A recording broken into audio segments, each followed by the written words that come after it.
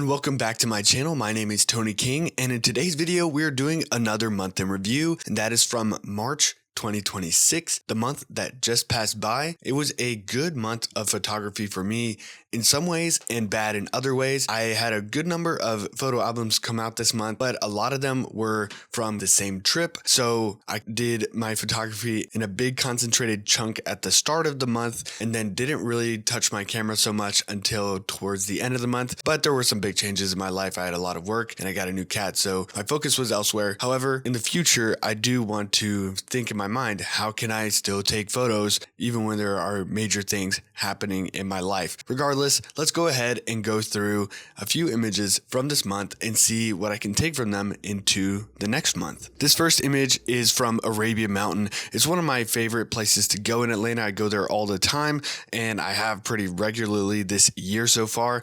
And in this image, we have a mom and her daughter walking over a hill. I'm behind them. I like that we're only seeing the backs of them so that there's still a little bit of anonymity to them. You can't tell who they are. I'm not really invading their privacy too much, and I think that's important for what I care about in my photography. But also, I think doing that in photos helps people put themselves in the shoes of people that, if you could see this woman's face, maybe you wouldn't so much relate with her as much as looking at her back and say, okay, I am a mom and I've walked around with a backpack full of supplies for my daughter and whatever. So other than that, I really like the blown out sky and the contrast we get, how they stick out over the hill. There's a lot of nice shadows and contrast in this image, and you can see the textures of Arabian Mountain as they walk. So overall, it's a pretty complete image. If you ask me, I'm very satisfied with it. I think the tone is good, and yeah, it's a good one to look at. Next, on that trip I mentioned, we had a stop in Peoria, Illinois, and this is the bridge going into Peoria.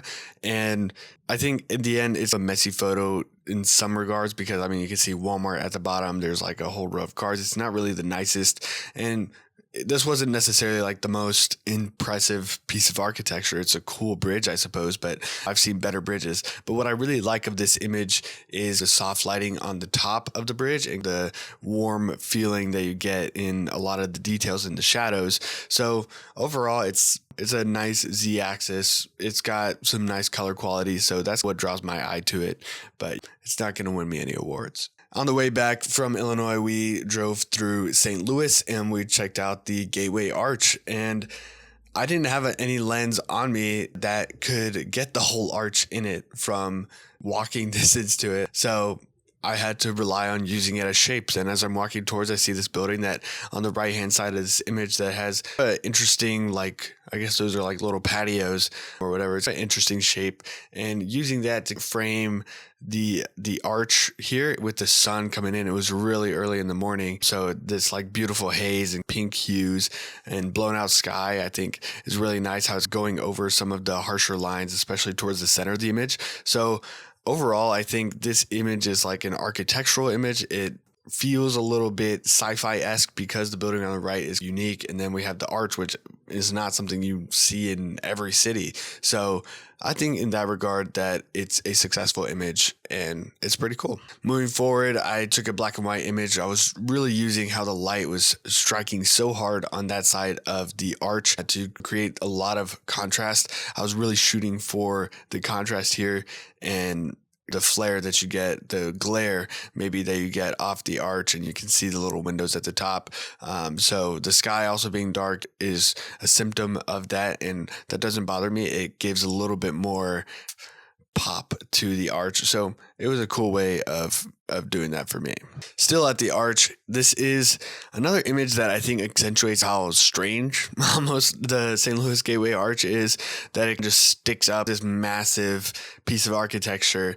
And we have this woman on the right. Admittedly, I'd love to get her in a better pose, but I think the scale here is what works, and using the stairs here as a framing device is my like natural occurring window into the image, and it looks like something more sci-fi-esque, I suppose, is what I'm really trying to say, that the scale of the arch is really represented here. You don't know how far back it starts behind the stairs. You don't know how far it's going to go up, and the woman there just adds a little bit of scale to that. So overall, I think this is a well-composed image, and I'm satisfied with how it turned out. As we were leaving St. Louis, my wife was driving, so I was able to take some photos, and this is not a perfect photo. I think the lamppost, especially that's covering part of the arch, is really distracting. But what this image does is give more scale, more full scale to the arch. Like I said before, I didn't have a lens on me that could capture the whole arch from like walking distance from it. So here I am pretty far away from it, and it still looks so massive. It looks very interesting and unique and different to all the buildings around it.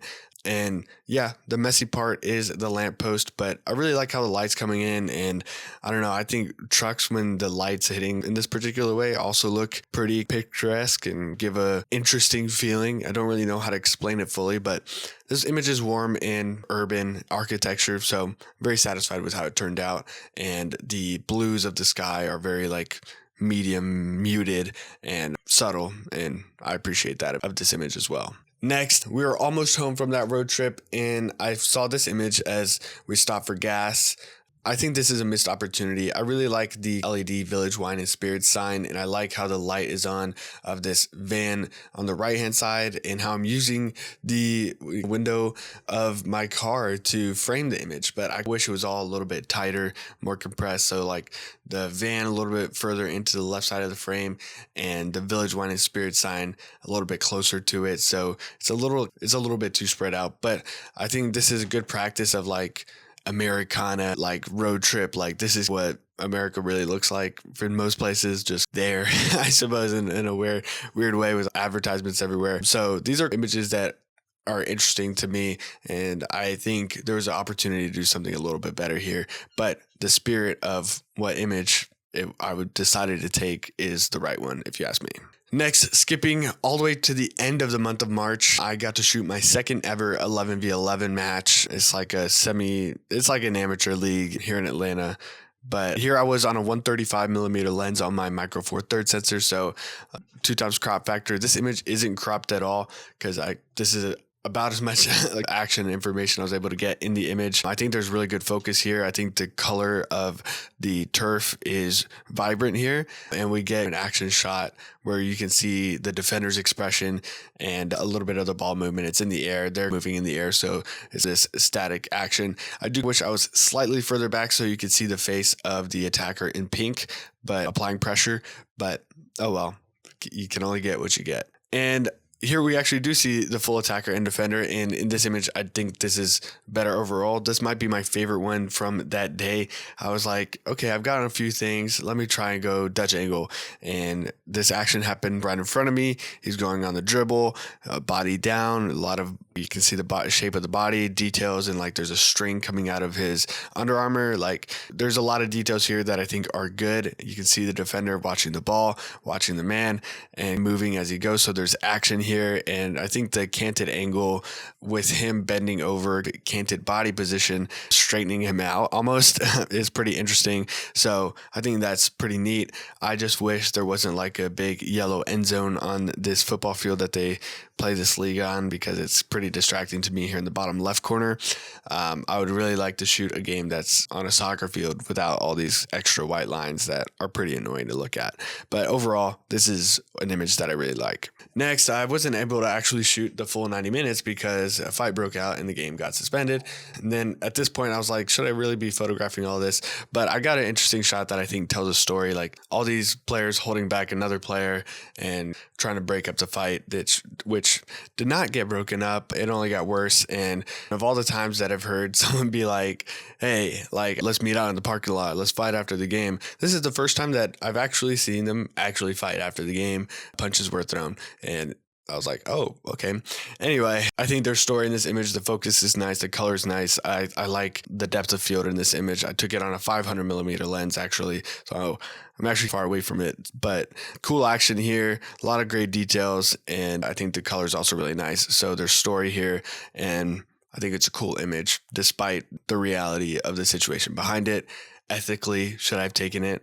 I think it's fine. I didn't think it was anything too bad, but Also curious to see what people think of that aspect of it. Well, those are the images for the month of March. I think what I really like from some of these images is the muted colors, the warm tones, and that's something that I've definitely been leaning towards in my work over the past year. So definitely leaning into that and trying to look at scale and how to frame objects in popular places like the Gateway Arch that are maybe somewhat different than what somebody else might do. Different ideas like that. And also just got to be more consistent.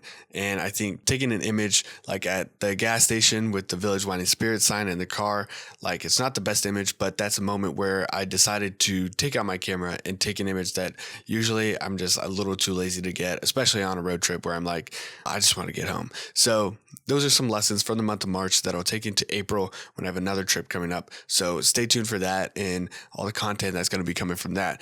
If you enjoyed this video, if you enjoyed my photography, make sure to subscribe to my channel. I make photography content of all kinds, just like this, but a lot of it is way different as well. So, but it's all about photography. So I've been Tony King. Hopefully I'll see you in the next video. Peace.